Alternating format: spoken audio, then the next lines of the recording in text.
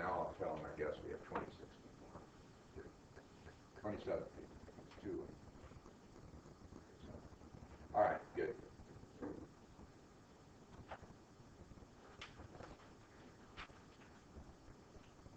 Yeah, we were done with the errors. Okay, we did product and period costs already. You know about gross versus net from doing sales, right? What's the difference going to be? Instead of accounts receivable, what do you have? Accounts payable. Instead of sales, what do you have?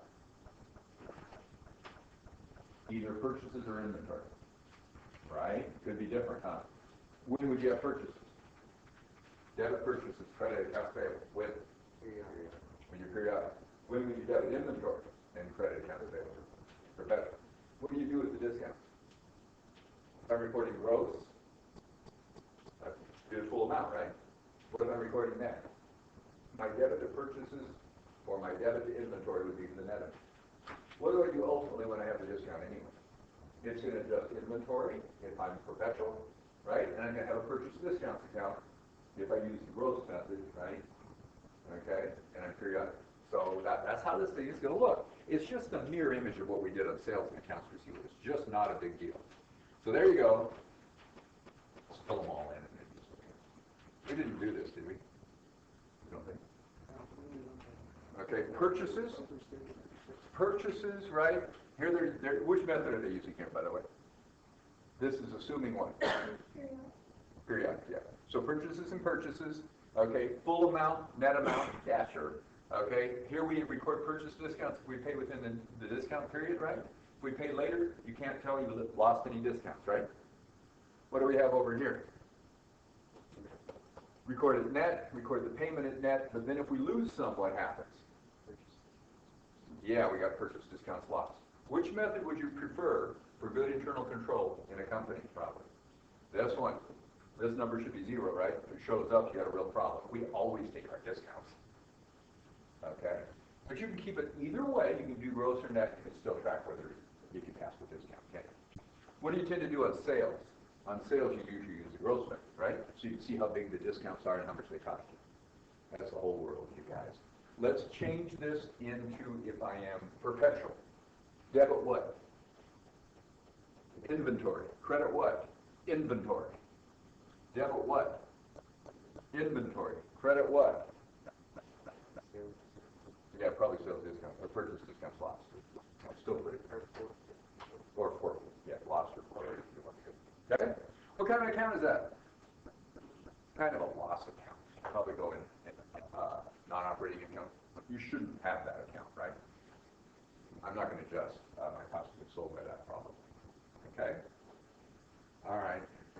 This one's really interesting, I think. What do the numbers mean? Amazon, drugstore.com, e-retailers have this clever thing they're doing where they're taking a whole bunch of their costs of getting goods ready to sell, fulfillment costs, which is shipping, warehousing, right? All the things associated, right, with inventory, right? These are inventory costs, you guys. How do they want to record them? As it selling and administrative expenses, well, I guess they're not selling because it's not selling, it's buying stuff, right? So all these fulfillment costs, getting things ready to ship, you know, packaging them up and everything, they want that all to go down in operating expenses instead of in cost of goods sold. Isn't net income the same either way? Debit cost of goods sold or debit operating expenses. Isn't net income the same? Yes. But what did they change? Gross profit. And they want to tell people they have a higher gross profit percentage than they really do. So the way they report it is they get their cost of goods sold down, their gross profit up, and they have a higher gross profit margin. And people think they're a less risky business than they really are. What do you think? And then they say, oh, it's industry practice.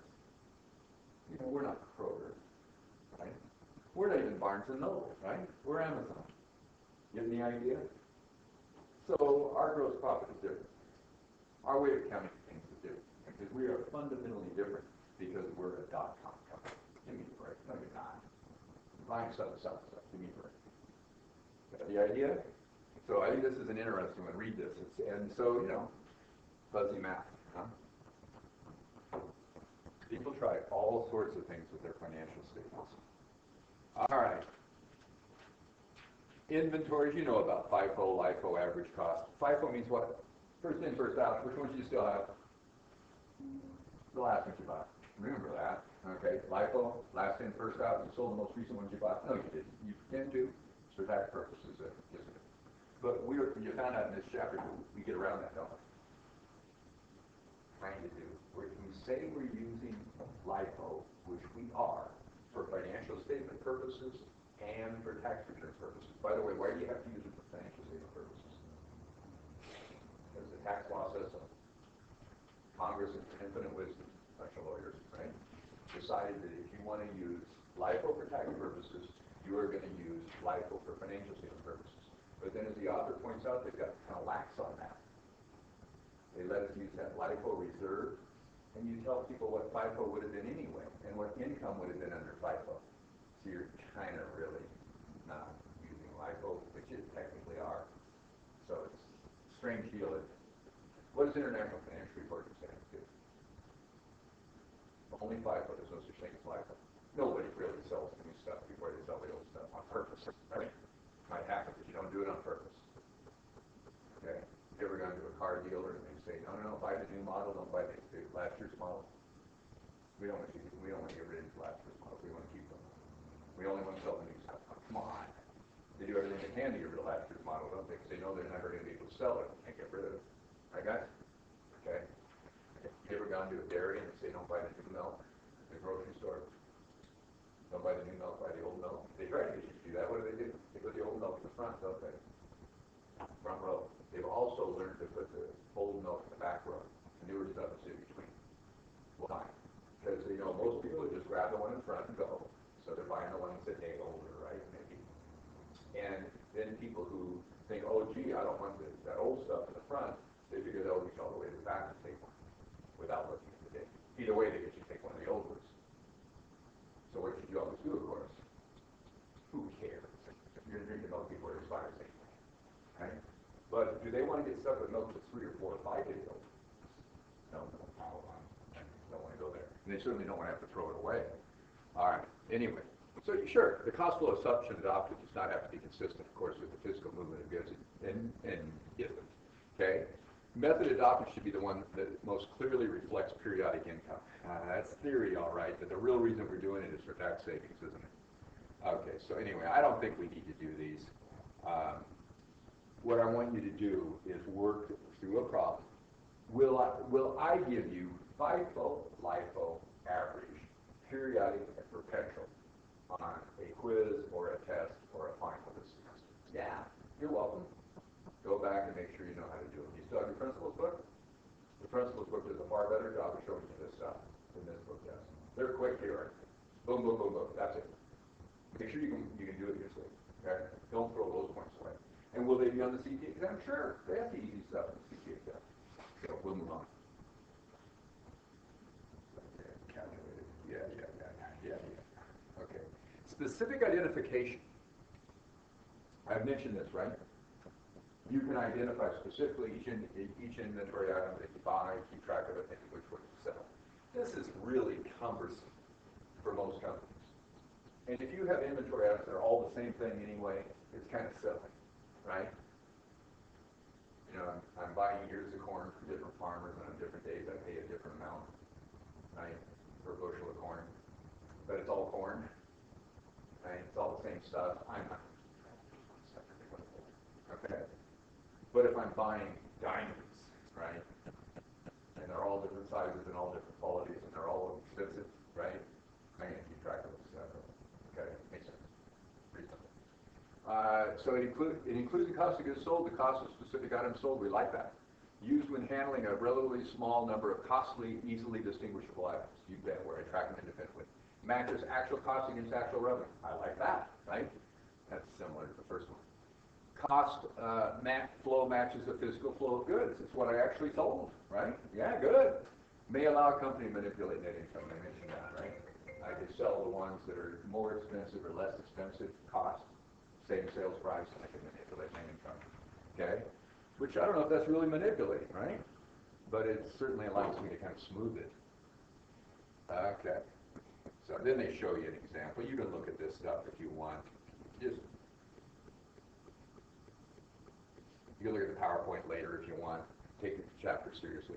Average prices items in the inventory on the basis of average cost of all similar goods available during the period. Sure. Not as subject to income manipulation. That's true. It's going to be the average. Okay. Measuring a specific physical flow of inventory is often impossible. So I might have inventory, like I said, where they're all fungible items, we say, they're all the same item. I can't really tell them apart anyway, and I don't want to mess with it. This would be a good method to use. Lots of companies use average. Weighted average is what? I use weighted average when I'm doing which one? Periodic or perpetual? Periodic, because I pretend I bought everything before I sold anything, right? So I take my beginning inventory plus all my purchases, total units available, total cost of all those units, divide the total cost by the units, I get my weighted average, right guys? Take it times the ending inventory, quantity is my ending inventory, take it times the units sold, quantity is my cost of goods sold. Done. Right? Okay, it's simple. Right? Again, if you don't have a barcode on each one of the things you're selling, you might be using periodic time. It's kind of periodic. Perpetual, if I do have a barcode on everything, why not use perpetual? So I'm standing everything coming in. Anybody ever work in a warehouse? That's true. I did that last time. If they were working. Okay. You know, if you work in a warehouse, what happens? If you work at Kroger, what happens when they bring stuff into the warehouse for that store? Everything's on a pallet, right? And shrink wrap usually nowadays. And on top of it is a piece of paper, right? Where it's printed in the shrink wrap, which is a barcode. And then they have a reader up in the ceiling. And as they bring the pallet in, what happens? It reads what's supposed to be on the pallet. You have to count everything still, of course, to make sure it's there. But it automatically does the accounting. Debit inventory, credit, that's debit. Got it? Why not do perpetual? And then you're Kroger. Every time somebody takes a can of green beans out of the store, what do you do? Scan. Debit cash, credit, save. Debit cost of goods sold, credit inventory. Keep track of what you have. But that particular inventory item automatically reordered. And the next pallet comes in. Got it? Anyway, automated. Right? So is it important, by the way, to keep those records pretty accurately? Oh yeah. Yeah. Okay. So, all right. So you use perpetual if you got the ability to do it. So anyway, they calculate weighted average one or less level. When would you use moving average? If I'm using perpetual, every time I sell something, I have to do what? Debit cost of goods sold and credit inventory. So obviously, I have to calculate what that amount's going to be. So I do an average here, so I don't have to keep track of LIFO layers, and I don't even have to keep track of layers for FIFO, for that matter, right? How many units I have at each cost for FIFO. Okay, I don't have to mess with that. I just keep averaging. When will I change the average? When I sell or when I buy? I'm always selling at the average. Average won't change when you sell, when you buy. Because I'll probably buy it for a higher price or a lower price, change the average. That's all. And it's really a moving weighted average, isn't it? Waiting for how many units I have at each price. So every time I sell, I have a new average. So work through some examples like that. If you still have the quiz that I gave you in 101, those are perfect for that, right? If you have the quizzes and tests that I gave you there, make sure you do those problems, okay? And it's what it is, okay? We beat that to death. The principles I know doesn't mean you really have it wired, so make sure you do. First in, first out. What's good about first in, first out? Prices items in the inventory on the basis of average cost of all similar goods available. That's true. Assumes goods are used in the order in which they are purchased, which is approximating the physical flow of goods, isn't it? It's what really happened, probably. Ending inventory is close to current cost with this. That's good, but it fails to match current cost against current revenues. That's the big drawback. So what's the big advantage? It gives you what? A really good measure on the balance sheet, because it's more recent costs. But it kind of screws up the income statement, right, in a way, because you're recording cost of goods sold at a lower level. It's not current costs. You don't need to have current costs both on the balance sheet and the income statement. So which one would you rather have reflect current costs? My preference is FIFO. Why? Because I close cost of goods sold and I don't close inventory. I get a little better income statement with LIFO. I get a little better balance sheet with FIFO. More recent costs at least, right? If you think that's better. cost of goods sold, I can close and start over. What happens on the balance sheet? That inventory number sits there, doesn't it? So if I'm using FIFO, it's a recent number at the end of each year, so just by design. If I'm using LIFO, it gets worse and worse and worse if I don't get rid of the layers. Example, maybe what if I have a 100-year-old milk, right? Because I'm using LIFO, that costs me 100 years old. Got the idea? You got to really keep the milk. Right? You really have new milk, but you have an old cost to LIFO. LIFO doesn't represent economic reality in the balance sheet, does it? But our argument would be, it's really better on the income statement, though, and I kind of agree with that. It's okay. So in the CPA exam, that's what I want you to write. FIFO is better for your balance sheet, ending balance, or more recent costs, right? Remember that part, and then write it, pass it around. And then LIFO is better on the income statement, again, more recent costs. Say it.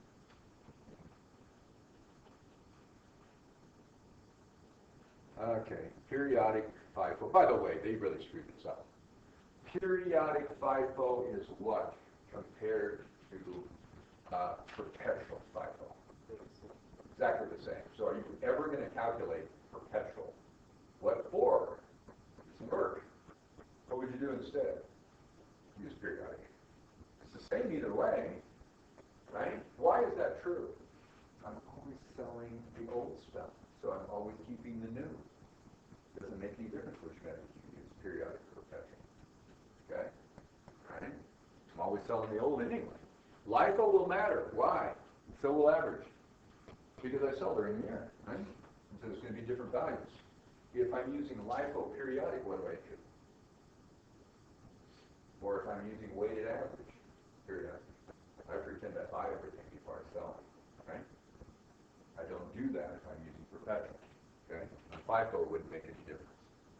So we're going to do these faster.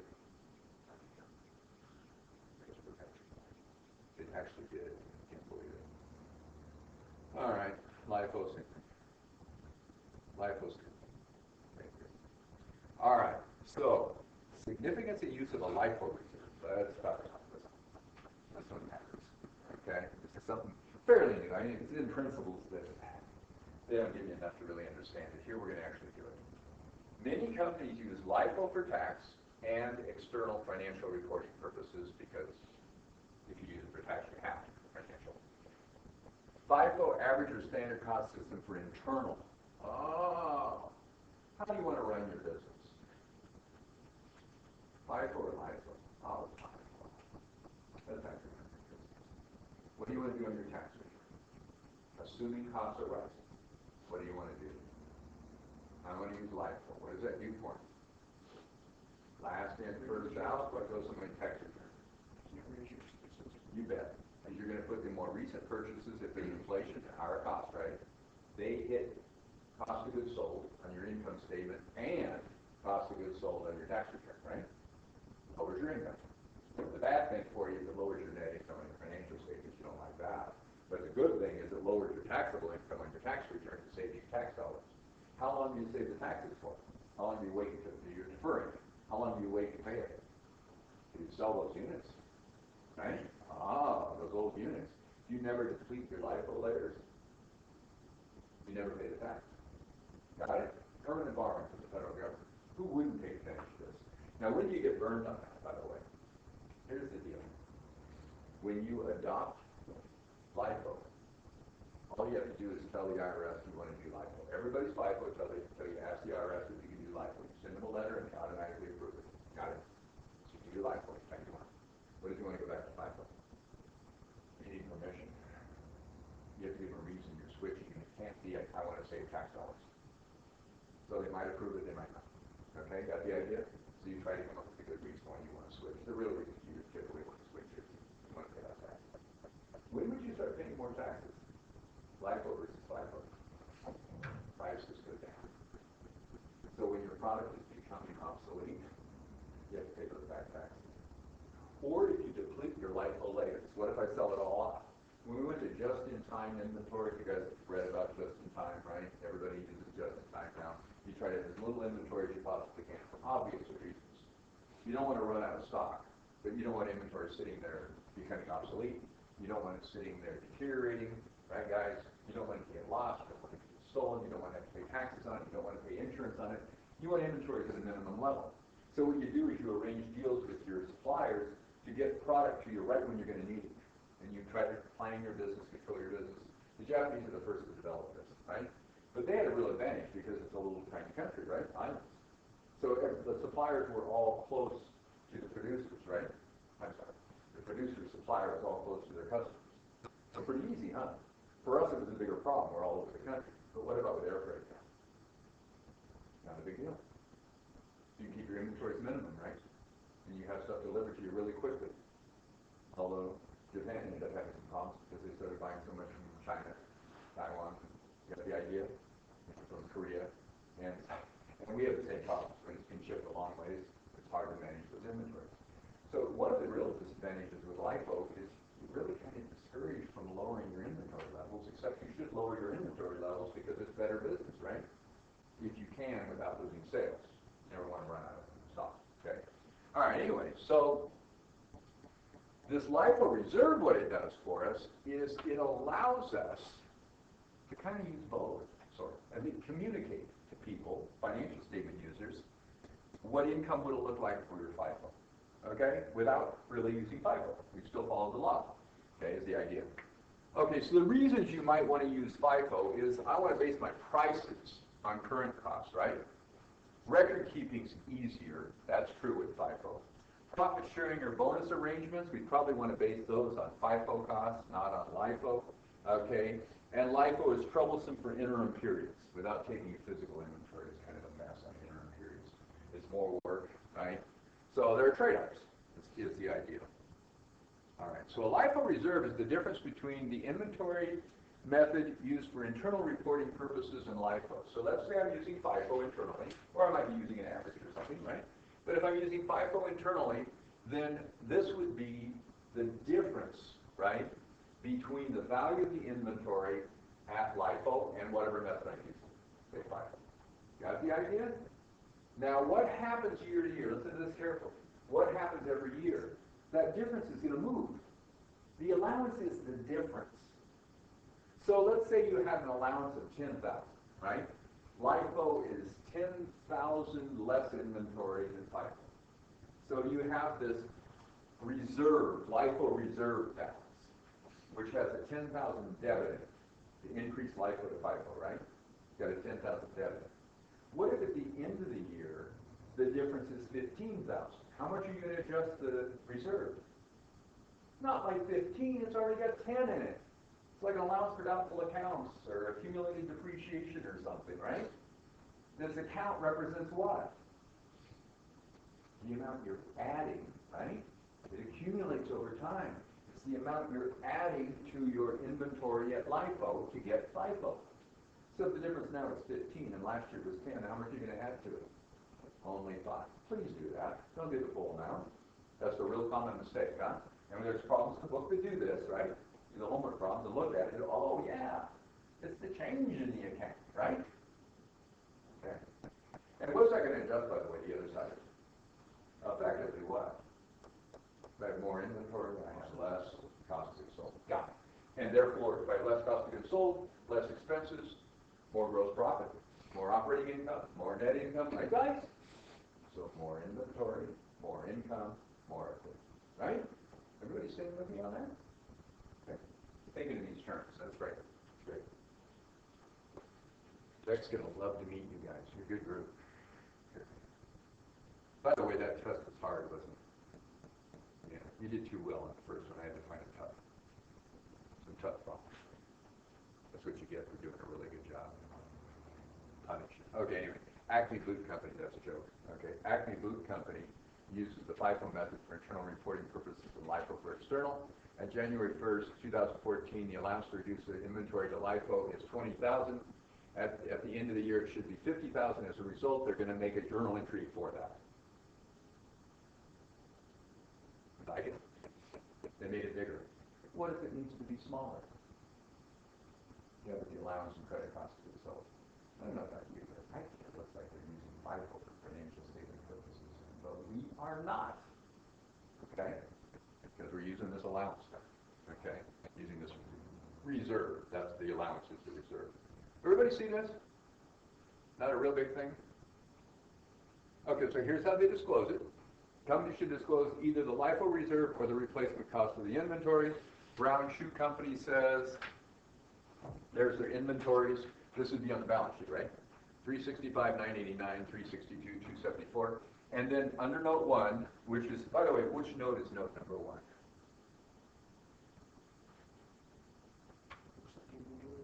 Well, it looks like inventories, but it's probably not. This is probably part of it. This is partial. It's a summary of significant accounting policy. The first note is either summary of significant accounting policies you don't have written, right? And then the next one is note 1. Or note 1 is summary of significant accounting policies.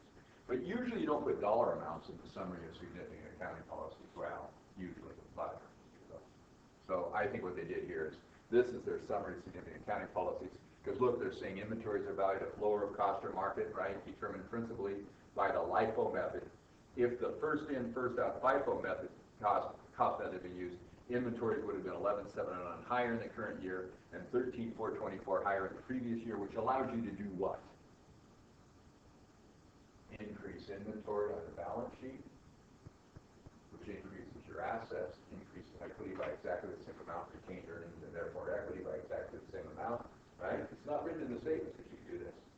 And on the income statement, do what? Reduce cost of goods sold by those amounts for both of those years, right? They increase that. You just make the adjustment with the information given to you, right? Everybody see it? So I can use FIFO for tax purposes. Run my business using FIFO, and I can even communicate to people what FIFO would have been. Thank you. They kind of relaxed this. So you didn't used to be able to disclose that, by the way, years ago.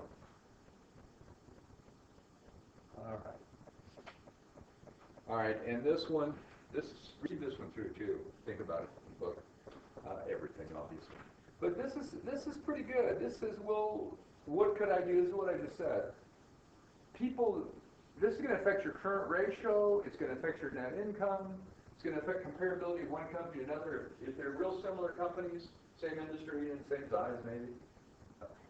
Define that. One company uses FIFO, the other uses LIFO. Are they really comparable? No. Can you fix it? Sure. And that's what they're suggesting here. You can adjust it to your current ratio, inventory turnover, right? Do your ratios based on what if they had been using FIFO. And that's what they're suggesting. So read through that, take a look at it. What we just discussed. All right, guys.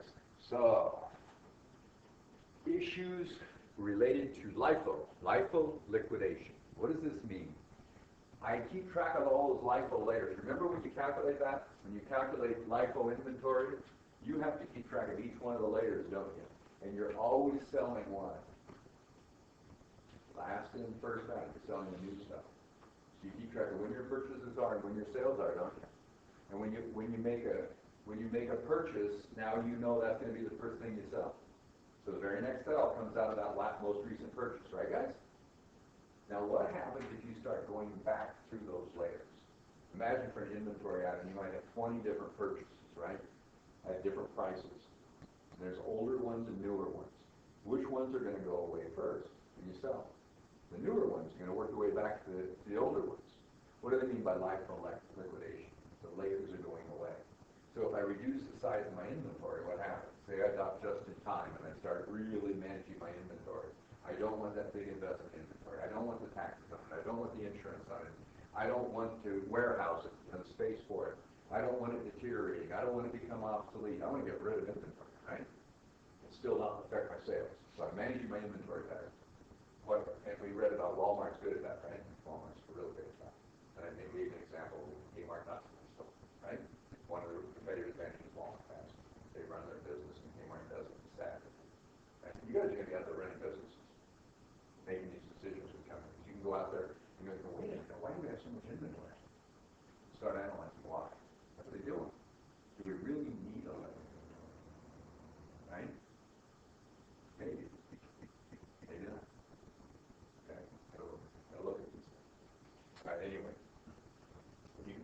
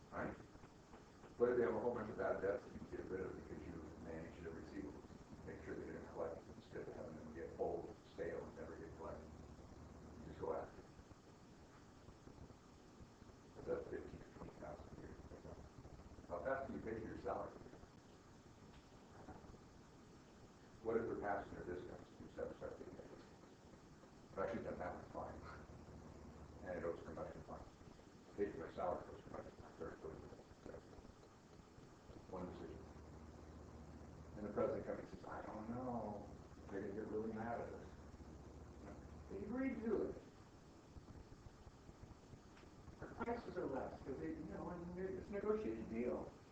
Let's renegotiate then. And he went along, and we got the money. Okay?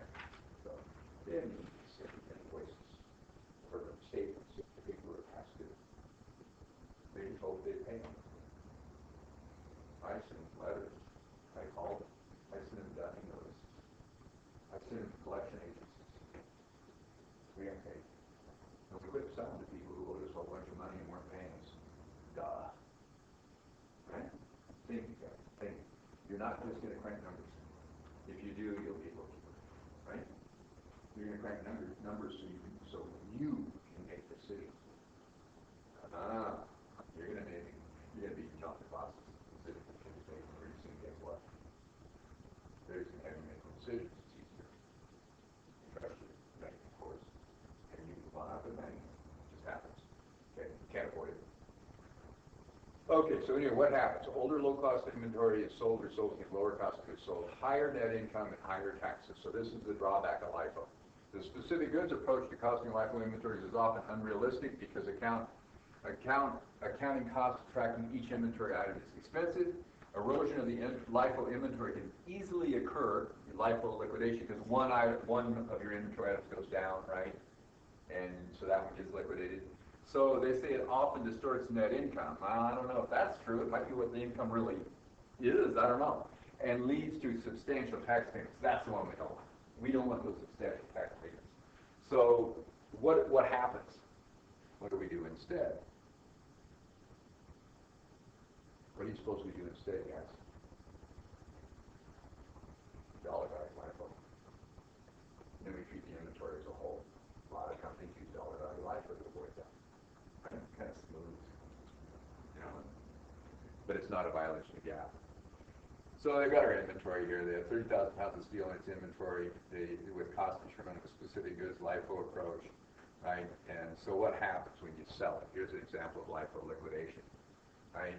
If you keep track of each one that you sell, you might be selling off some of the older ones. That's the point, okay?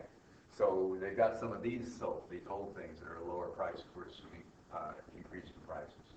So, okay? And so it could, you know, the sales will be what current prices, cost of goods sold, some current, some old. The old ones drive up what? They drive down our cost of goods sold, drive up our taxable income, and we pay more taxes. That's the idea. So how do you get around that? Well, it would help to smooth it a little bit, is what the authors are suggesting. Okay? So that's where dollar value LIFO comes from. What do we use with dollar value LIFO? What's happening? We treat it all as a pool of inventory. We don't do each item individually. Now, all this developed before we had computers, right? So doing LIFO was just a nightmare. Imagine that 100,000 inventory items. You have to keep track of the layers of each one of those independently. That'd be the specific identification. And these authors are still saying that's hard. Is it hard now? If everything you buy is scanned in, and everything you sell is scanned out, is it hard to keep track of what you have? Not really. Is it hard to keep track of the costs to put it in the computer? You really scan it in and out, right? So, I mean, you could have it all computerized. So, really, the argument probably is what? I really don't want to pay those taxes, right? Plus, the systems are already set up. It's all programmed. It's not a violation of GAAP. It's an estimate of where you're at anyway. What do you think? It's probably okay just to keep doing what we were doing. Sure, maybe. I don't know that it's better to do a specific identification anyway, right? Each one of the inventory items. So what they do is they put a broad range of goods into a pool, permits replacement of goods that are similar, so they can offset each other, right? So I don't have that exact same product that I'm selling, but I have one that's similar. So it goes in its place within the pool. So I didn't really deplete my inventory, right? Okay. Helps protect LIFO layers from erosion. So a lot of companies use it.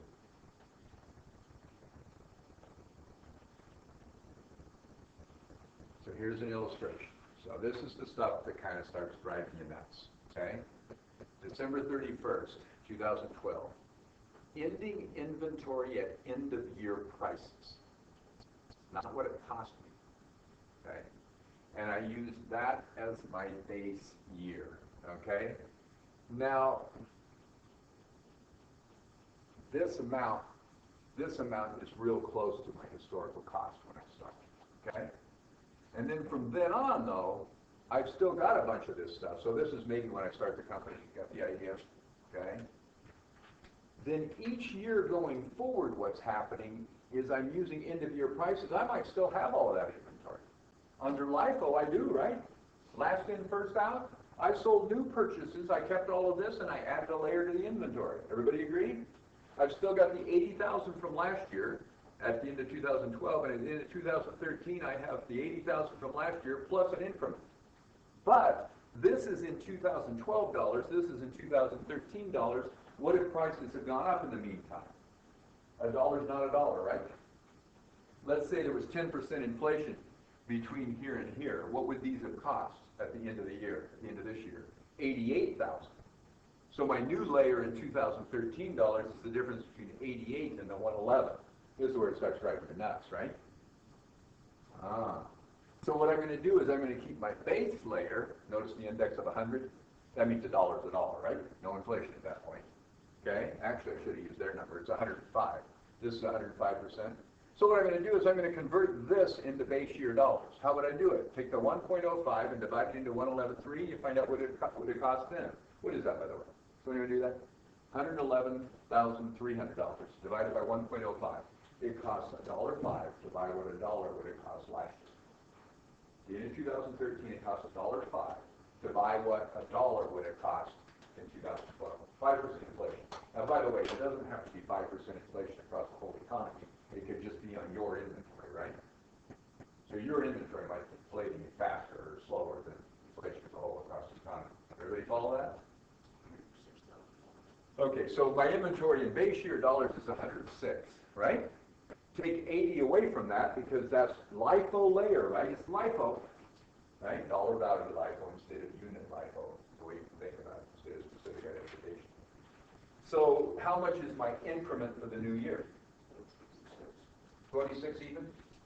Okay, so it's 26,000 increase, but those should be in 2013 dollars because those were bought in 2013, right? So I've got 80 layer, and then I'm going to take my 26, you said? Yeah. So 26,000 times 1.05, what's that? No, times. We're growing it back up. Oh. It's $26, it's 26,000 in 2012 dollars, right? I want 2013 dollars, so take it times 1.05. So what I did was I deflated it down to base year by dividing it by 1.05, and then the increment, the amount, the new ones, I'm reinflating at exactly the same rate. Okay? What's that amount? So I've got 27.3 for the layer for 2013 plus 80 from the 2012 layer, right? In 2012 dollars, you add the two together. And what do you got? 107,000? Yeah, 107.3.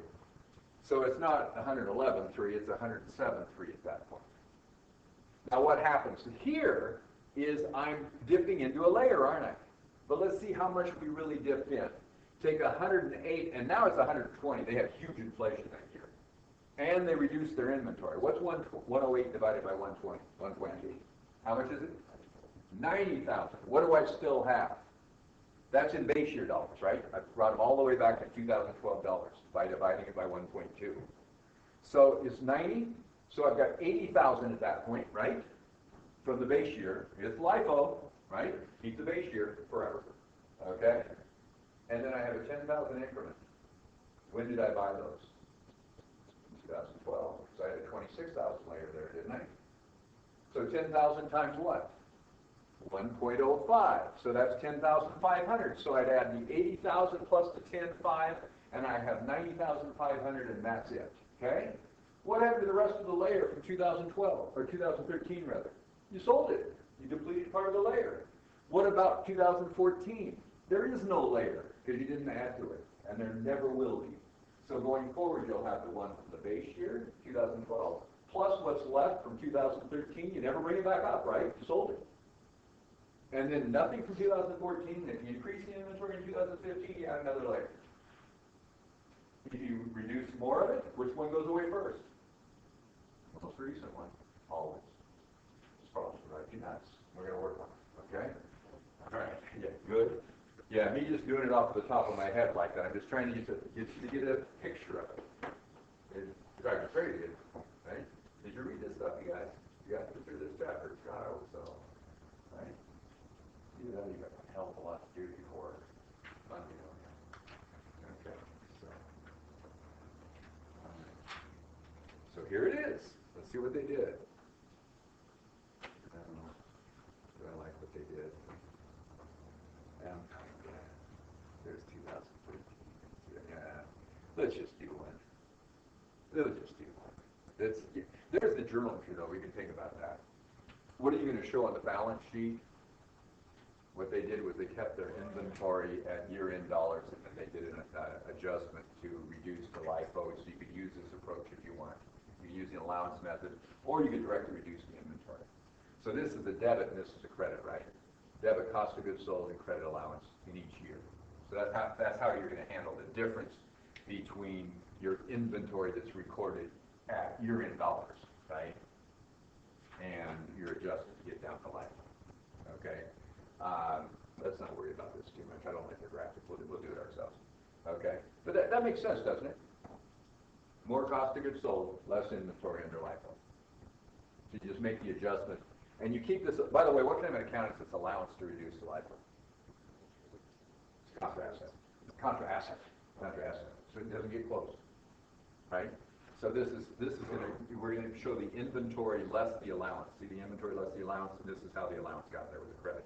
And this is how the allowance grew from 4,000 up to 17,500 with another credit of 13,500. Make sense? Okay.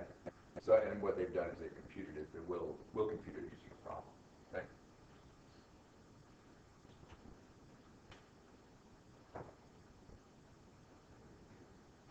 By the way, for the price index, where do those come from? And the problems they just given to us usually, but I might give you a problem when you calculate it. The author gave you a couple problems when you calculate it. Most popular is consumer price index for urban consumers, so the consumer price index. But you know what? We could use a wholesale price index because we're really wholesalers usually, right? On our inventory. If we're selling to the general public, consumer price index might be fine. If we're selling to other companies, the wholesale price index might be better. Or better yet, you could use your own internal index. And how would you get your own internal index? This is probably better. What would you do? Ending inventory at current cost, year-end prices. Right? By the way, taking the inventory is pretty easy. I mentioned that last time. You count the inventory, and you write down whatever the cost, whatever your sales price is, if it's retail, right? At retail. And then you reduce that down to what you think the current cost would be. Right? That's one point, right? More directly, what you could do is you could count your inventory and whatever the most recent prices that you're paying your vendors, just look at their price list.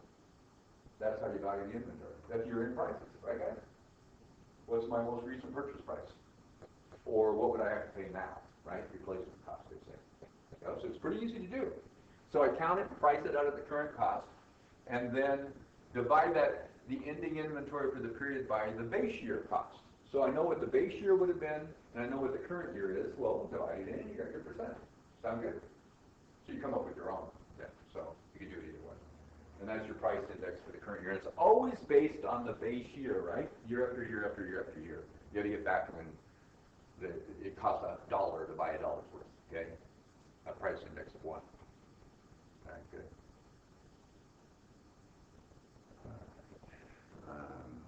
Yeah. Back to this. Maybe. Okay, let's try. No problem.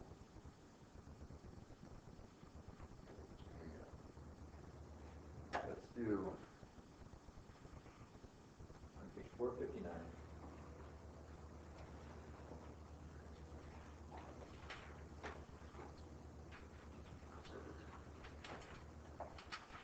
Let's do 26, I guess. Yeah, that ought to work. Okay. Exercise 826. And be sure to do exercise 825 also. Okay. All right, guys. Here we go.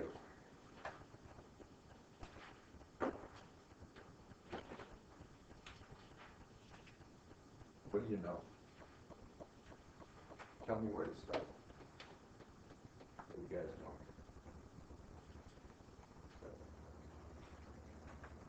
the following information. Can I take a picture of it and put it onto some questions from homework? Oh, absolutely. So, Are you ready?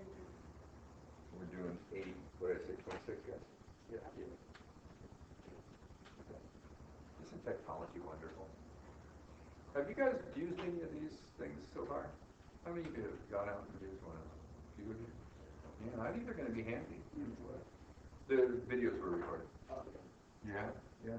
I think you're going to like them for the final. Really, not that I think you're going to listen to everything, but you can pick and choose what you listen to, and you can fast forward through stuff, So I wish it was a little more user friendly, and tell where you're at, but still, I think you might like it. I have comments from the people in the executive MBA, several of them that have watched the stuff on WAC Captain that we did, and I go, wow, this is wonderful, because we went through it really quick.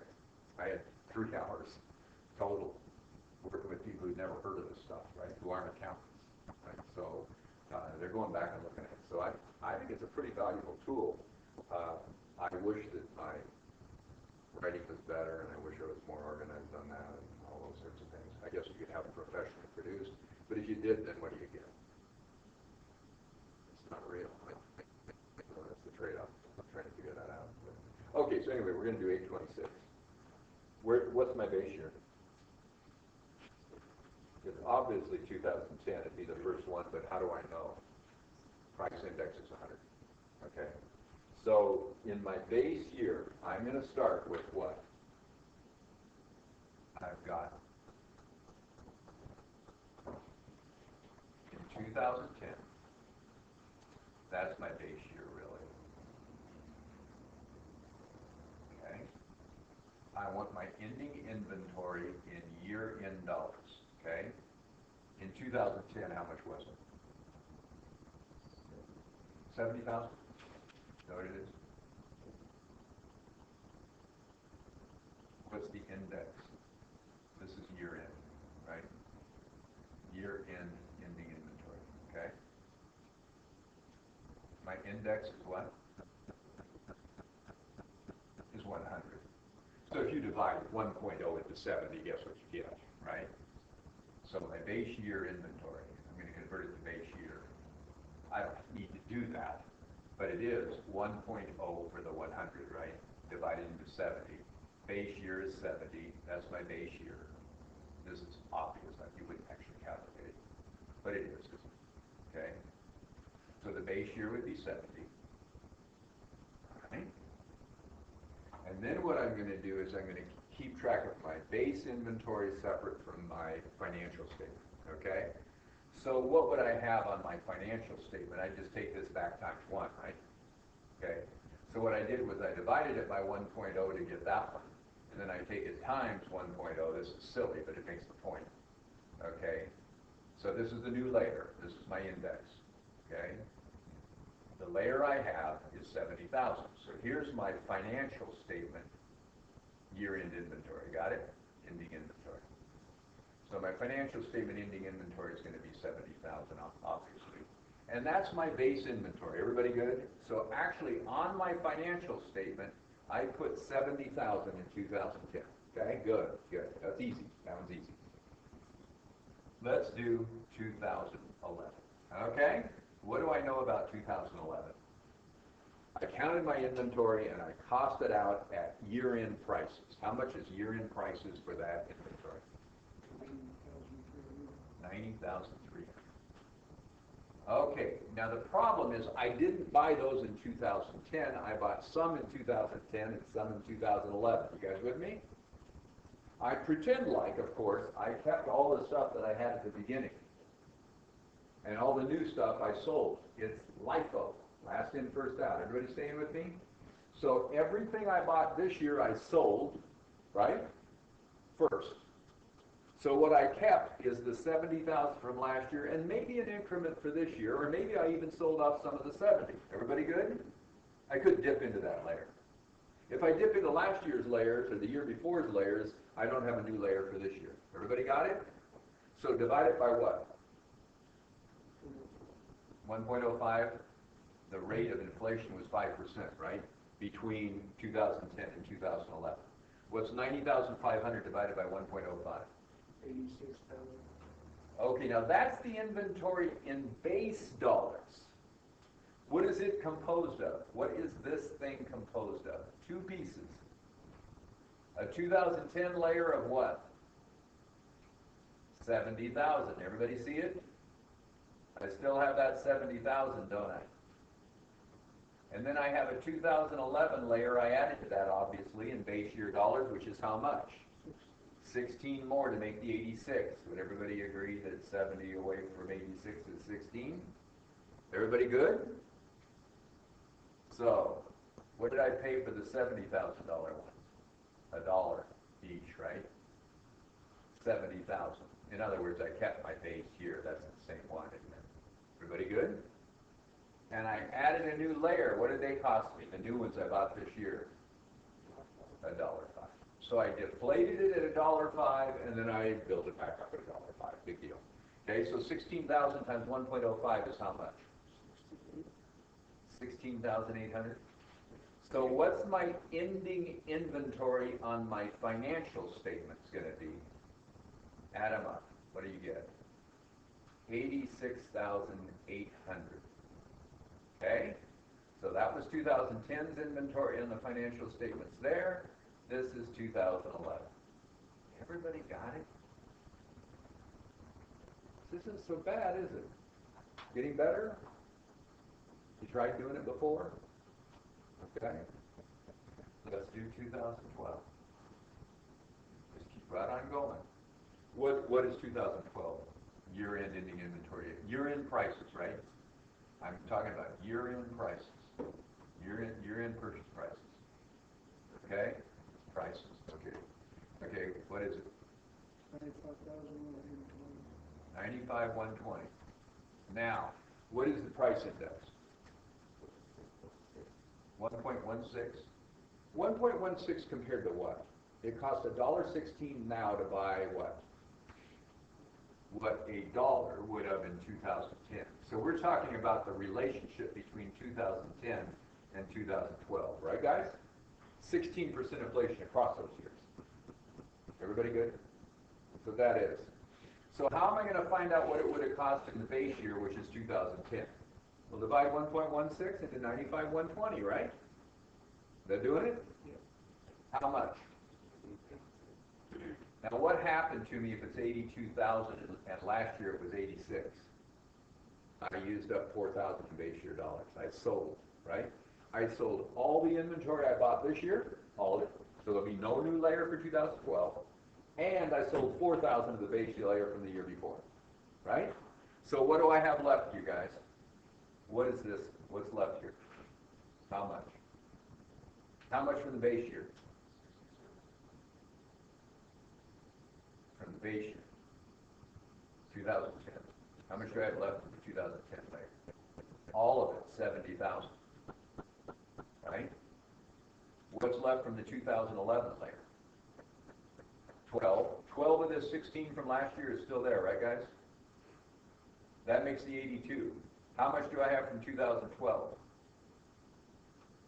Nothing. Right guys? Nothing. I didn't add a layer. Let's reinflate. The 2010 dollars, the index was 1, right? So that's easy. Still 70,000, isn't it? I have not depleted my original inventory. I still have it. It's the same one, isn't it? Same one. Still have it. Okay? What am I going to do with the 12,000? What was the index in 2011 when I bought those? 1.05. Don't use the 116. I didn't add anything in 2012, right? So I have no layer for that. What's 12,000 times 105? 12,006. What is going to be on my financial statement at 2012 for inventory?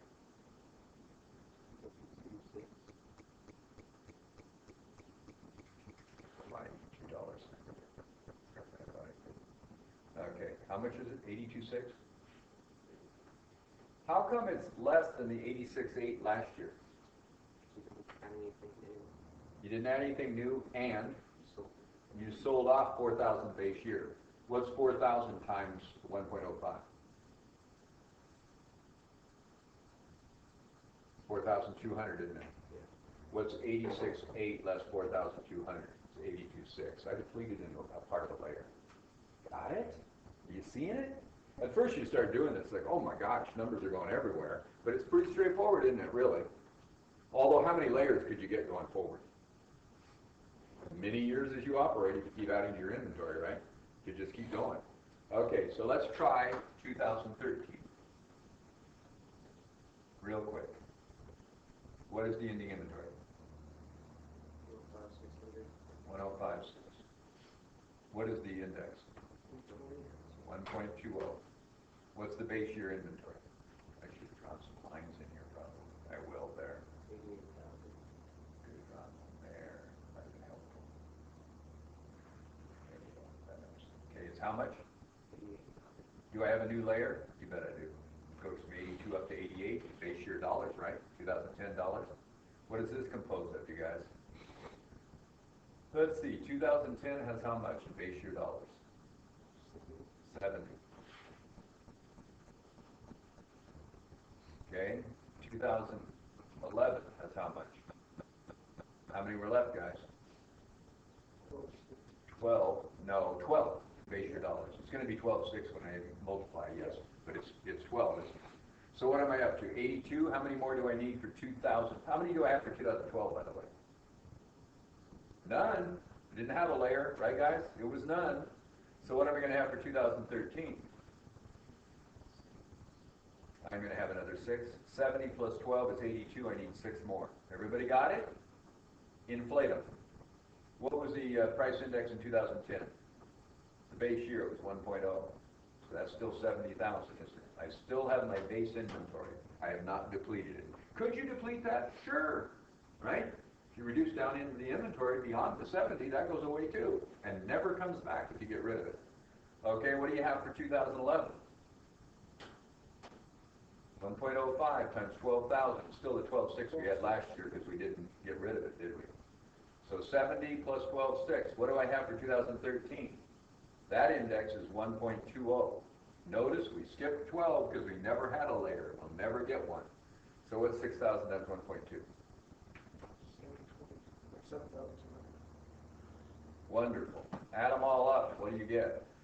Your ending inventory for your financial statements at 2013. How much? There's another one, isn't there? One more. Let's do 2014. And you just do this year after year after year, and you just keep it. What's our ending inventory at year-end prices?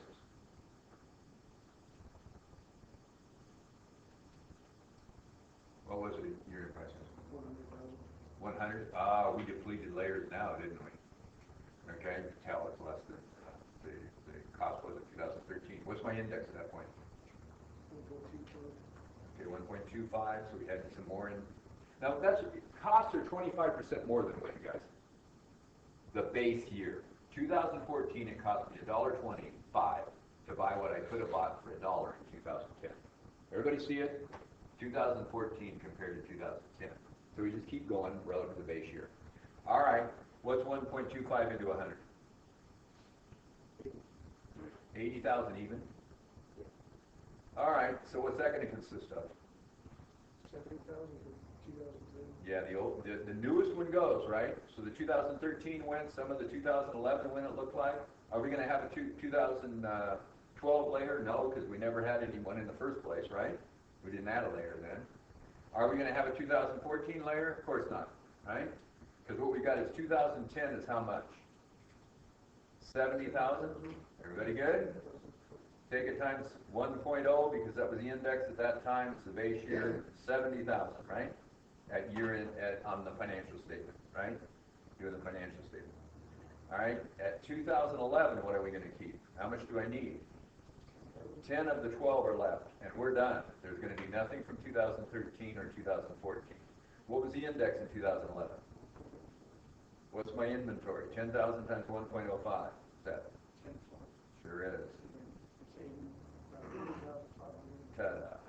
80,500.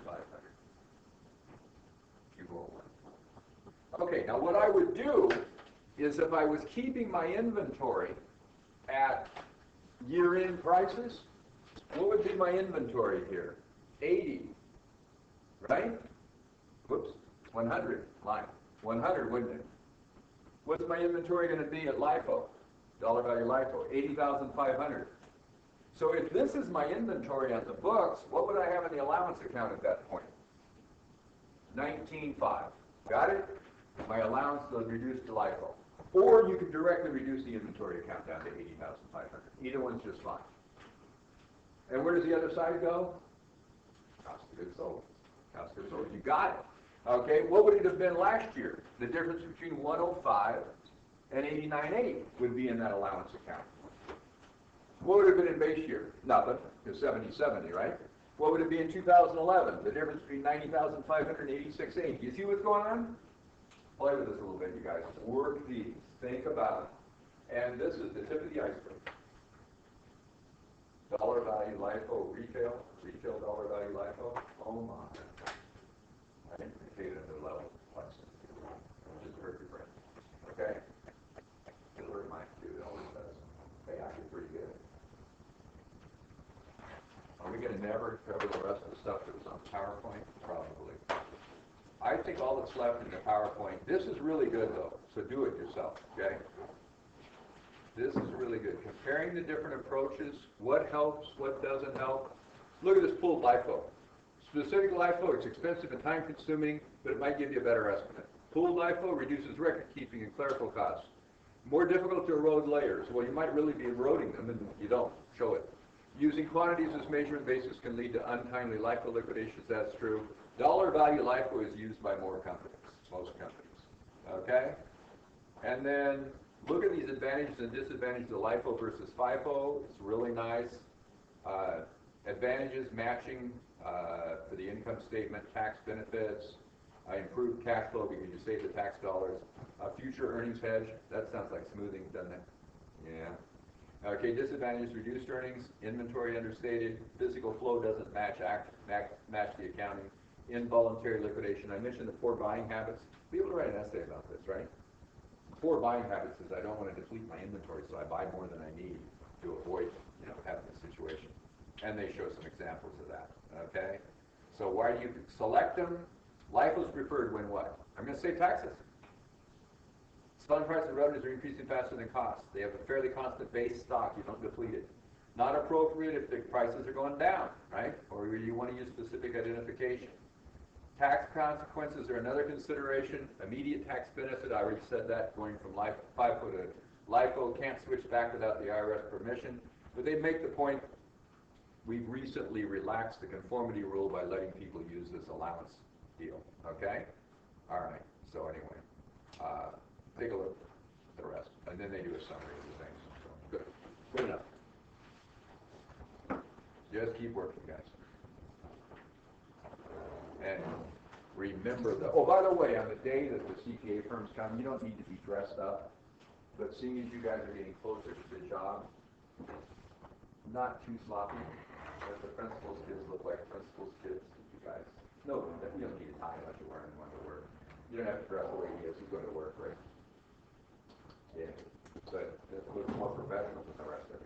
So, you need a polo shirt. I'll actually probably put on khaki pants and a polo shirt for you. Something. Okay. So. Yeah, you look all right. She's going to work.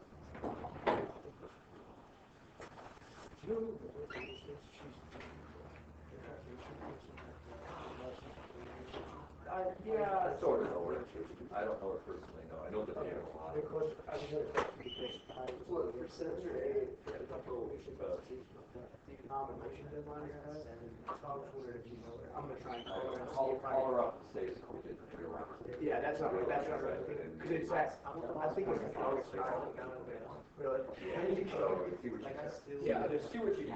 And you know that he's diplomatic. Yeah. She got so smart, I didn't feel like I saw it. I really like it because they're equal, we're all white, That's right. And she'll probably say, oh, I don't know. Delegate Glacier. Okay. And then, I don't know if you know who Anson is.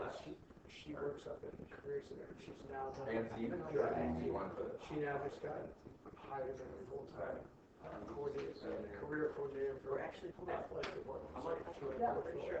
And she was sending out an email about qualities for athletes. I'm gonna use it, but if you want to take pictures of it, they Yeah. can, there's almost positive. Yes, she stopped. So, yeah. Do you know anything about that? Okay. Do you know anything about that, fall being They're using the trucks there. I bet what they're I gonna think try they're to trying to do get people to come over. is give you opportunity to come in when Yeah. you guys are available. Yeah, I think that's what the plan is. Yeah, I think it's a great idea. Alright, I'll give her an email about that. And I'll actually, call here's another Laura. problem. See, that's from the test. Or, yeah, or